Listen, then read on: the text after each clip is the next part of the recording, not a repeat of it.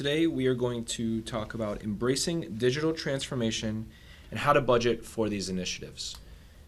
We wanted to kick things off with a little throwback video. This is a clip from a 60 Minutes piece done on Amazon back in 1999.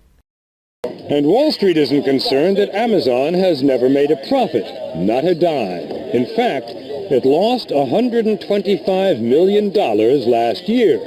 The company says it's investing for the future.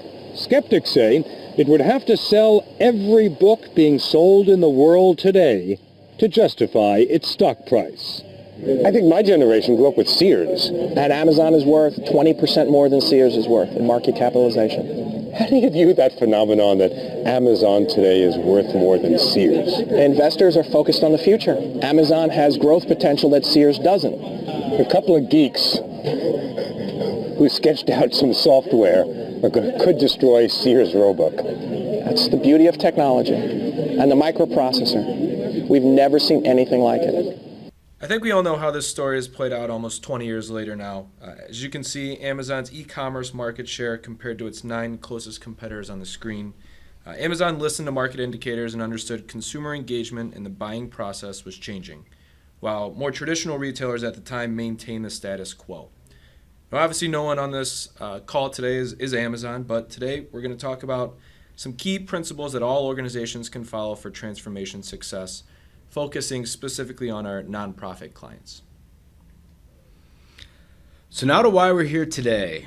And that's because through our work with associations, we found that mission-based organizations are usually so focused on fulfilling their mission that they fall behind the digital expectations of their consumer. So to introduce ourselves, my name is Jake Toohey, and I'm a senior digital consultant with Adage. My primary focus is our work with healthcare associations.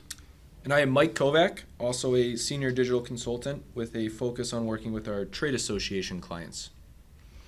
So our agenda for today's webinar is to first tell you a little bit about who we are, and then we will define digital transformation and talk about why it's so important. We'll review today's users and their expectations before getting into the competition that you're facing. And then we'll talk about how you can get started and how to budget before finally getting into different scales of digital transformation with a couple of quick case studies. So let's start by defining digital transformation. Digital transformation transitions an organization from the, quote, way we've always done it to focusing on the ever-changing demands of consumer expectations in the digital world. And digital transformation and the importance of it are because of rapid technological advances that have led to real business world changes. And this has led to what we call the consumer evolution. So now we have to be laser focused on this digital consumer. And how we do that under the lens of digital transformation is to make things simple, enjoyable, and engaging for our users. So think about some of the tech items that people owned 20 years ago. Walkman, boombox, VCRs, camcorders.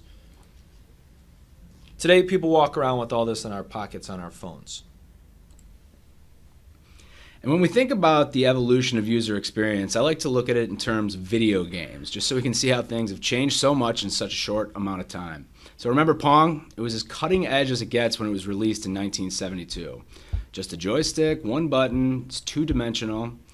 But then in 1985, the original Nintendo was released, and it came with Super Mario Brothers. It was still 2D, but it's full color. It was a linear experience, but you could actually control your player. And then we jump ahead to N64 in 1996. It's a full 3D experience, and rather than only moving up and down on a screen, you're moving in different directions. There were buttons and a joystick so that you could control your player. And then we see something like Xbox One released in 2013. It's fully immersive, 3D space again, but this is starting to become photorealistic, where the grass looks like grass, the sky looks like sky. You can actually see the sweat on players' faces.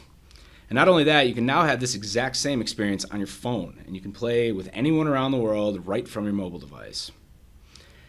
And now you see things like virtual reality. And this example is the Oculus Rift. And it's funny, it looks like the video of a player in a game, but that's actually a guy playing the game. So to him, he's literally inside of the game. And finally, you probably remember the Pokemon phenomenon from a few years ago. This experience is not that you're inside of the game, but now the whole world is the game. And we're talking about massive multiplayer. And the accelerating trajectory is just crazy. So in terms of digital transformation, the trajectory of something like video games should show you that if you're not keeping up with these kinds of expectations, you're at risk of being left behind. So the need for digital transformation is directly tied to the changes that Jake was talking about here in consumer expectations. So think about how people used to buy shoes or TVs, even home improvement items. For some people, going to the store used to be an all-day outing, nice little Saturday plan for them. But now you can research and make an informed purchase all from the comfort of your couch. Let's take a look at how this ties into an Adage client example. So here's a quote from an American Academy of Pediatrics member that we heard during one of the phases of our project with them. So people used to join the AAP because that's what you do when you become a pediatrician. New members join because they want to get value from the organization. And this type of thinking is consistent with the study that you see here done on members and why they joined their respective nonprofit. A lot of nonprofits we speak to seem to have a bit of a disconnect as to why people join or donate. But as you can see here, the study broken down by age demographic, older generations joined because they felt a professional obligation to do so, while younger generations are joining for the professional benefits that they will receive. Now, as we look to the future, we need to find ways to evolve our business to better align with these changing consumer expectations. So before we go too far, we want to point out that oftentimes digital transformation is confused with digital strategy. And it's not just digital strategy. So digital strategy focuses on digital functionality, tools, assets like search, email marketing, social, content marketing, optimization, and branding. So what's the difference between digital strategy and digital transformation? And that's that digital transformation focuses on and requires us to understand our customers, improve their experience, change the culture of our organization, and a big part of that is improving our internal processes. We're talking about modifying our business model specifically for digital and using the data available to us to drive our decisions. So that's what we're talking about with digital transformation: strategy and culture, staff and customer engagement, process and innovation, technology, and data and analytics. So let's talk about consumer expectations and competition today. Your website is one of the easiest access points for consumers to engage with your organization. So digital transformation for most is going to include your site. So when you think about your website, it's important to note that users spend most of their time on other websites. While you may not think of these companies as your direct competition, you're competing with them because they set the expectation for those who are coming to your site. So think about how many websites you visit on any given day. What kind are they? Why do these sites keep you coming back every day? So why does all this matter, right? We have to understand that your website is your organization's most visible asset, and that your members will interact with the website more than any other association program.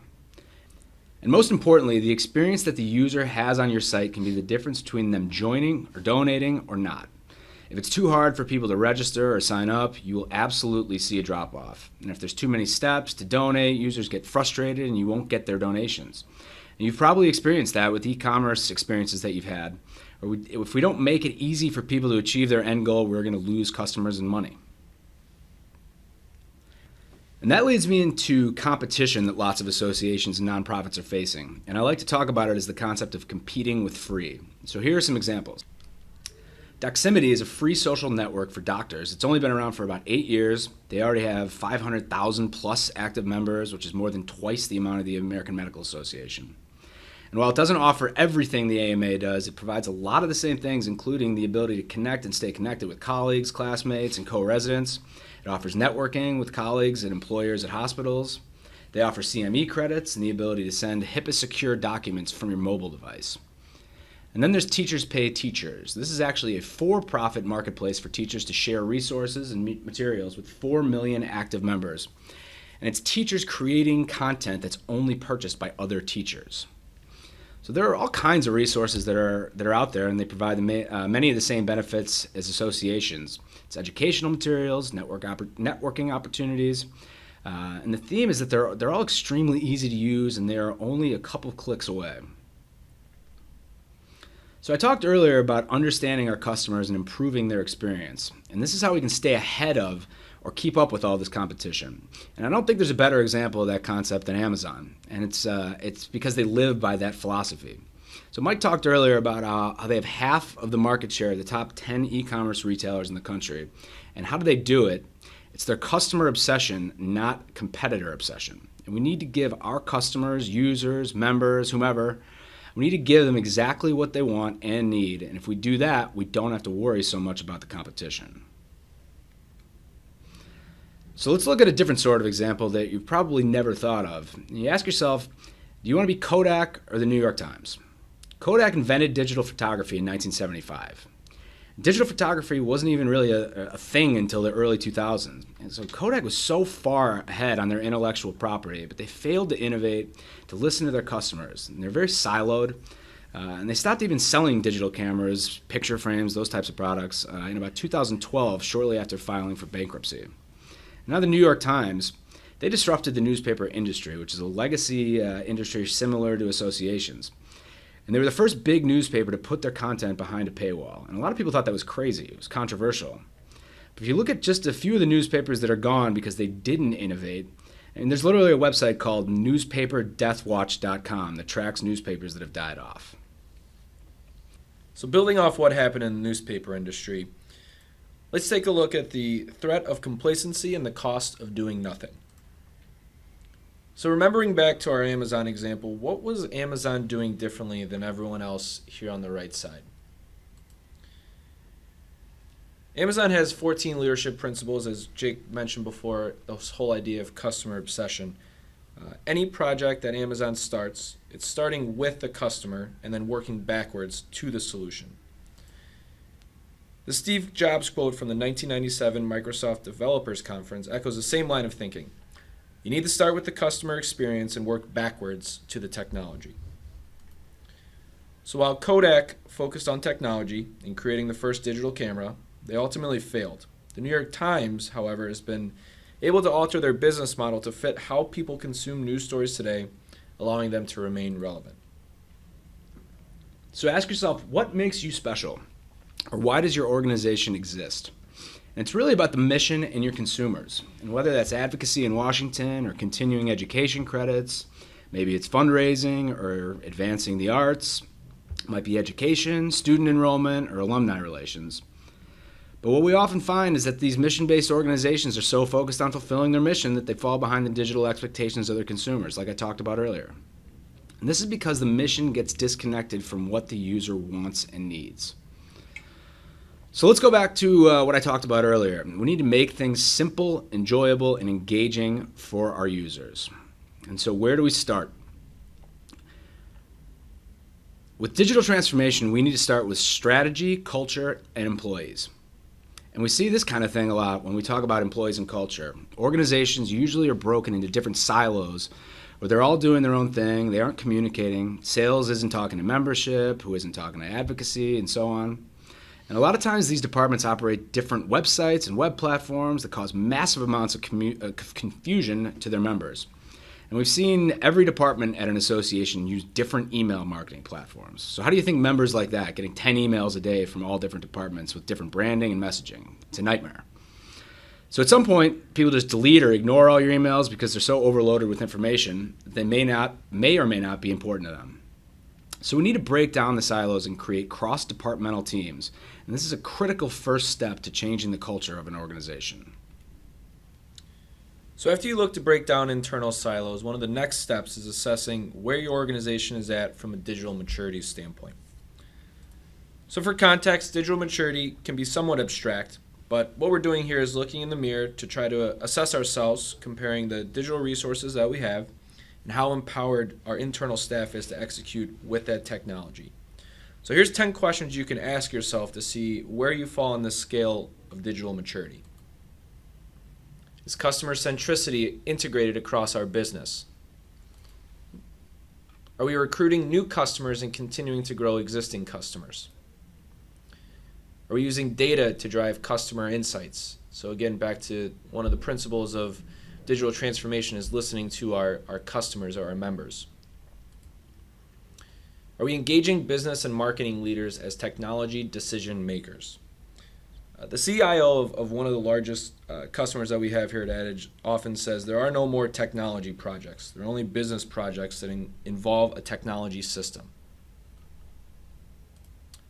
Are we delivering self-service and simplifying processes? Are we harnessing the latest technology for the next level of efficiency? Are we leveraging digital platforms to reduce delivery timeframes? Are we anticipating and solving customer issues before they become issues? Again, the whole idea of customer obsession. Are we revising our business model to prioritize agility and emerging trends? And finally, are we making customers our business partners? So the big question is always, how much does this cost? And we'll use a couple of very broad examples. We'll talk about a $100,000 digital transformation and $1 million one.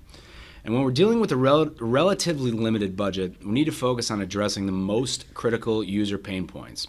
We need to demonstrate immediate value. And we do that by focusing on kind of bang for your buck initiatives that are low cost and high impact. And when we talk about a $1 million digital transformation initiative, we need top-down buy-in specifically from leadership. We need to do in-depth discovery and visioning, and we talk about focusing on quick wins which build internal momentum for the initiative. And finally, we need to be agile. And what I mean by that is that things are going to change, and there's going to be changes in priorities, and we need to be able to react to changes and adjust our roadmap accordingly.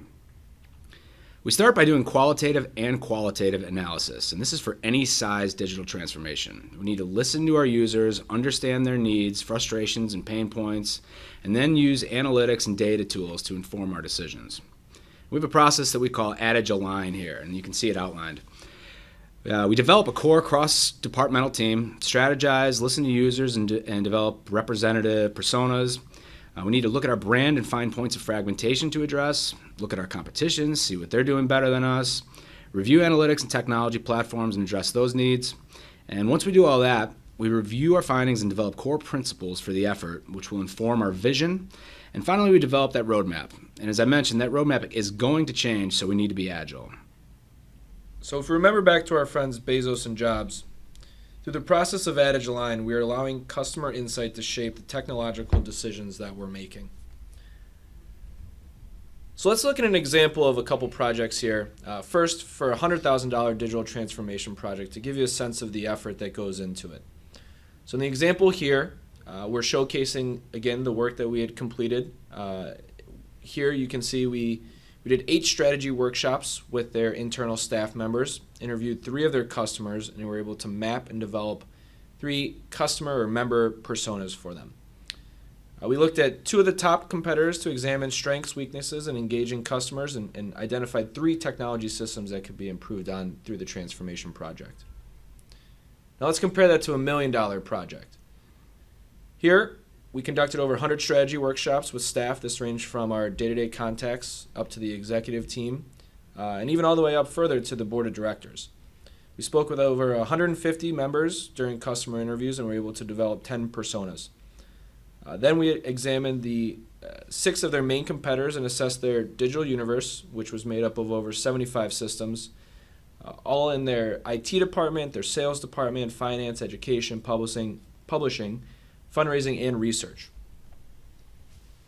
So back to the $100,000 project. At this budget, we were able to take a look at Google Analytics to find trends and customer pain points, whereas with a $1 million project, we're able to go beyond Google Analytics and use tools for heat mapping, usability testing, visitor session recordings, again, to find pain points that we can then improve on within the project itself. You can see here, we used one of these tools to see where people were engaging with the website design, which is on the left screen. And you can see the areas of the site where users were navigating to and clicking on. And once we understood that, we did a simple redesign that didn't take very long, and we have a site now on the right that people are engaging with. So looking at the digital transformations now from a technology standpoint, what you're seeing here is the $100,000 example. So depending on your organization's size, you may only have a few technology systems that are in place, or again, depending on the budget, there may be only a few that we're able to work and enhance. As you can see here, we took a look at their CRM, or their, in their case, Salesforce, their public-facing website, and their career center, their job application portal. and making improvements throughout that transformation with them. Now, from $1 million digital transformation project, again, you can see this is more of what the typical digital universe would look like for them. Throughout their different departments, they're using multiple systems. As Jake mentioned before, a lot of times we see organizations that have multiple email platforms. Again, breaking down these types of silos can help us as we move forward with the transformation project, again, tying it back to the end customer or member. And then finally, we're going to compare roadmaps for these transformations. Here you see the $100,000 example. We're mapping out items that we can make the highest impact as quickly as possible. In this example, again, we have the public site, and then down below for phase 2 that was running alongside it was also their member site as well as their e-commerce and CRM solution. And if we compare that to the $1 million transformation project, you can see there's a lot more portions within the digital ecosystem that we're able to touch and enhance, as well as a longer time frame for us to do so. So that kind of gives you a sense of the depth and breadth that we're able to do with these different types of transformations at those price points. So first we will talk about the American Academy of Pediatrics. They're a large association based in the suburbs of Chicago with an advocacy office in Washington, D.C. 67,000 members, lots of districts, state and local chapters, and national committees. And this is a case where we focused first on quick wins.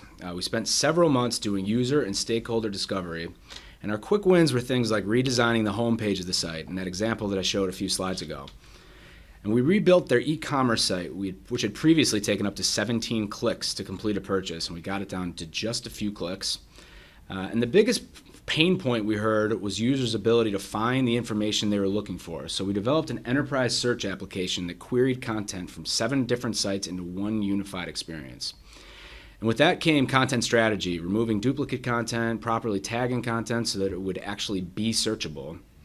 We took a look at their overall brand and are starting to unify their platforms to reduce brand fragmentation. And the 2 platforms in progress right now are a rebuild of their My Account platform so that members have a single source of truth for their member information.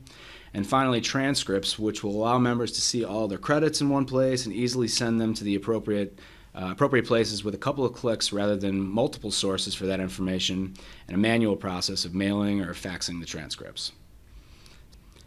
The next is NCREIF, or the National Council of Real Estate Investment Fiduciaries.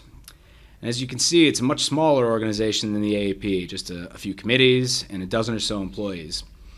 But we first were able to redevelop their flagship and member websites, which included a rebrand, and then took their analytics platform and query tool, which are primary member benefits, and allows members to create different reports to inform their investment decisions. Previously, this was just loaded into spreadsheets and was real difficult to use. And now they can develop hundreds of real-time reports for their computer or tablet. It's a huge benefit for why they pay their dues in the first place. So to wrap things up, the key takeaways here are this is not going away, digital transformation. And it's also not one size fits all. We showed different scales of this, but it's all in between those. But we really just need to focus on people and their pain and address those and make their experience easier and make it fun. And finally, the collaboration and agility. We talked about being agile, being able to change as the roadmap changes. So that's collaborating across departmental teams and being able to change on the fly.